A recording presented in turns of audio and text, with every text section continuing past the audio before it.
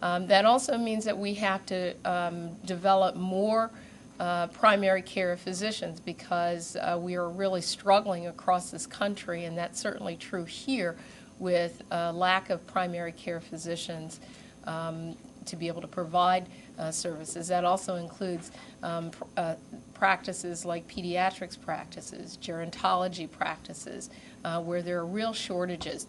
And so we, in this new law, put more money into investing in developing those areas of practice. And that means that if you're a medical student and you decide that you want to go to medical school, all of your medical loans will be forgiven if you commit to going into these areas of practice. This will be a great incentive for young people. I talked to some young doctors at Johns Hopkins who were just totally excited because it's an area of practice that they wanted. They just couldn't see how they'd afford to do that as opposed to some sort of specialty service, because they had to pay back law school. I pay back law school loans.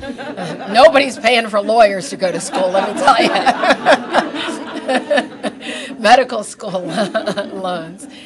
We also know that there is a tremendous nursing shortage as well, and some of that nursing shortage is actually much more due to the fact not that the seats can't be filled in our nursing schools, but that we don't have the faculty to fill them. And so we want to make sure that we're also developing incentives for people to go into nursing teaching, so that we can have the numbers of nurses that we need throughout our system to assist in the delivery of health care.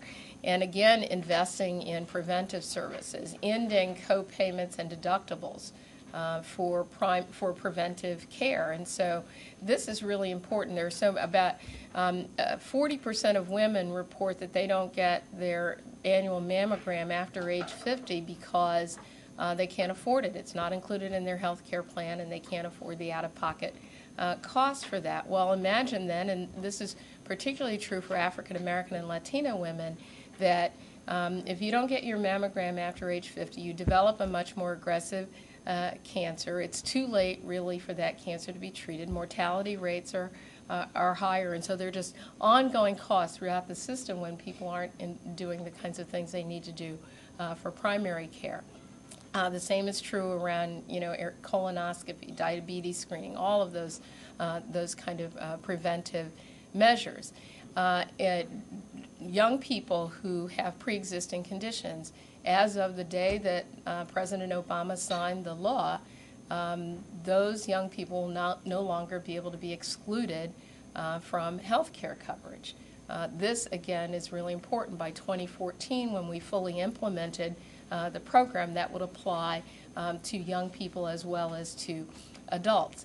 One provision that I'm particularly fond of, my son is graduating college in a few weeks, and he is 21. I just got a notice that he'll come off of my health care insurance as of his birthday when he turns 22. I already know that even with the new law, I'm going to have to COBRA him for a couple of months. COBRA coverage for him is about, the cost of a car. And so he has to make a choice. Does he want a car or does he want insurance? I don't want him to make that choice because he chooses the car. But because of this new law, 6 months from the date of enactment, and so later on this summer, I will be able to bring him back on to my health insurance policy until he's age 26. After 2014, that age limit will go up to age 30, even if the young person has the ability to get health care through their own employer provider. And the theory behind that is when you're young and in your careers, you're changing jobs more than when you get older, and so your health care coverage doesn't necessarily follow you, or you start over again and those things, and it would be more affordable. And so I know a lot of parents who are very excited about this, as I am, because if we left it to the devices of our young people, they would just choose not to purchase health care coverage. And so there are many of those provisions that go into effect right away. I do want to walk through, though, some additional things that are important for businesses to know. And you know, in addition to the sort of $40 billion that will be available in these coming years for the tax credits that I described earlier, which is really significant. There also are going to be certain exemptions from coverage. So some small firms with fewer than 50 employees will be exempt from the employer responsibility requirements in 2014, and that will enable then their employees to buy into the newly established health insurance exchange, where the employer would then pay only a small percentage, something like 8%, into that, as opposed to covering the employee fully, and then the employee would get, depending on their income, some sort of subsidy to participate in the exchange.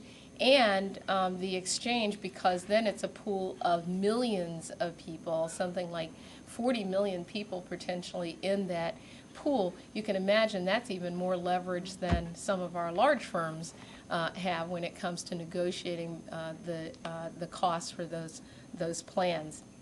And then lastly, of course, dealing with the uninsured. Whether you're a small or large business, a lot of times depending on people's income, they choose or don't choose to participate in an insurance plan, even when it's offered, because it might be too expensive.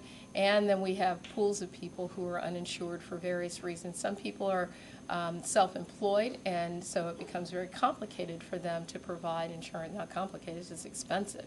And so those folks would then be newly eligible to go into this insurance exchange. And so for all the hyperbole that's gone around this health care bill, and I will say I am one of those members who actually, I read the House bill, I read the Senate bill, and I read all of the amendments. And so I know what's in the bill, and I would sometimes kind of cringe when I heard what was described and what I actually knew was in the bill. But now we have a law, and now we're in the process of implementation, and the Department of Health and Human Services is going to be soliciting opinions and comments about the regulatory structure that's going to be put in place. And I would urge you, both as a business community and as individual businesses, to weigh in on that. I know that the Hospital Association is going to be weighing in on that, but you might choose to do that from a doctor's perspective, for example, as